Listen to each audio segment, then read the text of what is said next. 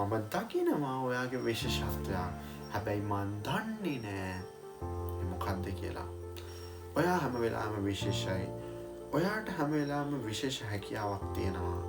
හැබැයි ඔයා ඒක පිළිගන්න කැමති නැති තාක් ඔයාට කවදාවත් ඒක ළඟා කරගන්න හම්බෙන්නේ නෑ. මම දැන් කියනවා ලෑස්ති වෙන්න. ඔයාට තියෙන හැකියාවන් දක්ෂතාවයන් හැම දෙයක්ම පිළිගන්න. ඔයාට නොපෙනෙන දේවල් අපිට පේනවා. පිටින් බලන පිටින් දකින අපිට තේරෙනවා. කෙනෙක් ඔයාගේ හැකියාව තේරුම් අරගෙන ඔයාට අවස්ථාවක් දෙනවා නම් සතුටින් බාර ගන්න. සමහරක් විට ඒක අපිට කරදරයක් වෙන්න පුළුවන්. හැබැයි ඒ කරදරයක් වෙන එකම අපේ ජීවිතයේ හැරවුම් ලක්ෂ්‍ය වෙන්න පුළුවන්. ඒ නිසා තේරුම් අරගෙන හැම අවස්ථාවක්ම උපයෝගී කරගන්න.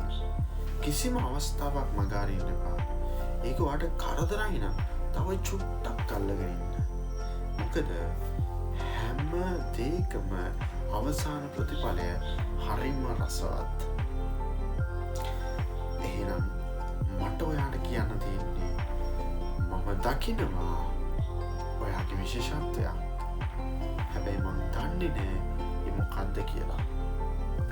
ඔයාට බාරයි ඒ විශේෂත්වය හොයාගන්න.